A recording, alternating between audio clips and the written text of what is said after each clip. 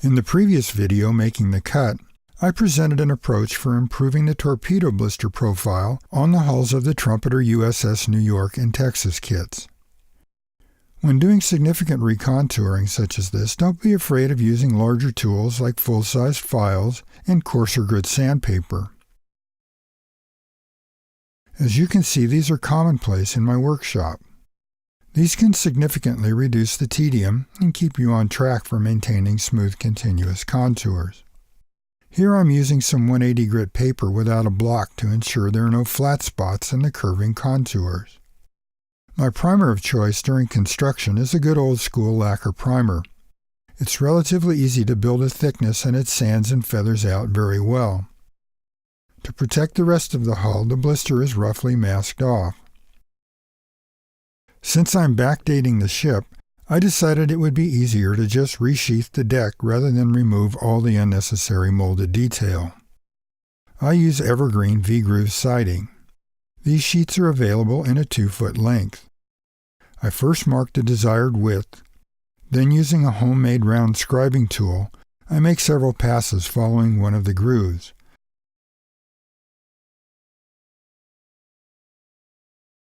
The sheet can then be easily snapped.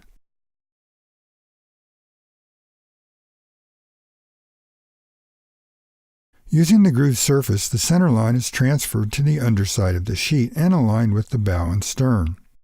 Starting at the stern, the deck material is sequentially glued up with Tamiya extra thin cement. Once the deck is secure, I use the same scribing tool to cut away the excess material. The other element of the Trumpeter hull that I found distracting was the contour of the bow. Here you can see the flat or convex contours where there should be a concave knife edge approach to the bow.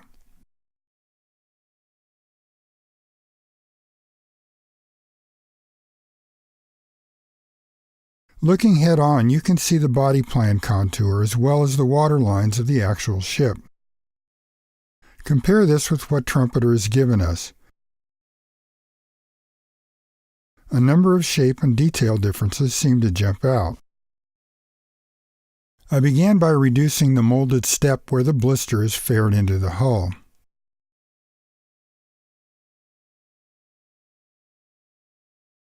Since they were in the way, I also took the opportunity to correct the location and shape of the hawse pipes and fair leads. The holes were filled with sprue material and roughly smoothed over. The bow was then given a light coat of contrasting primer. This will make it easier to visualize the amount and location of the material being removed and maintain a general symmetry. Initial reduction of the material is with a coarse half-round file. Pay special attention to the amount of the untouched primer at the very apex of the bow. Working out from the initial reduction, I used 60 grit paper for the bulk of the recontouring. 120 grit was used to bring it out to the edges and finally 180 and 240 to smooth things up before priming.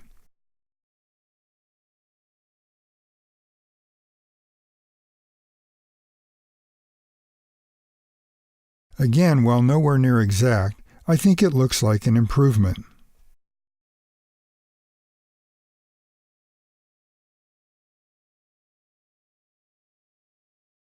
I wanted to simulate the lip that runs around the upper edge of the hull.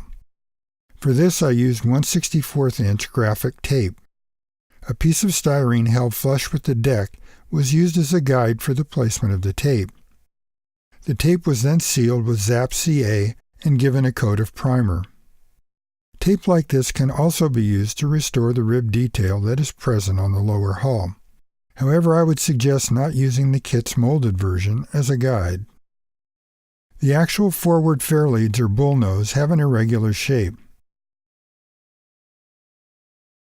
I began by creating a template for cutting the general shape from a piece of 15 thousandths plastic sheet. After a little finishing, this was then cemented to a piece of 10 thousandths plastic. The excess sheet stock was reduced to form the outside lip. If possible, I pin details in place using a center for a more precise location.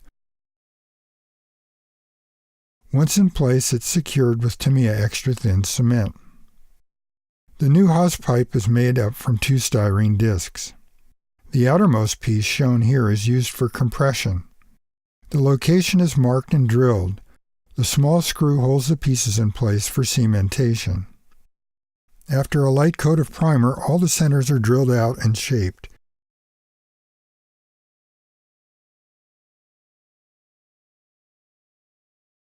Here is the before and after.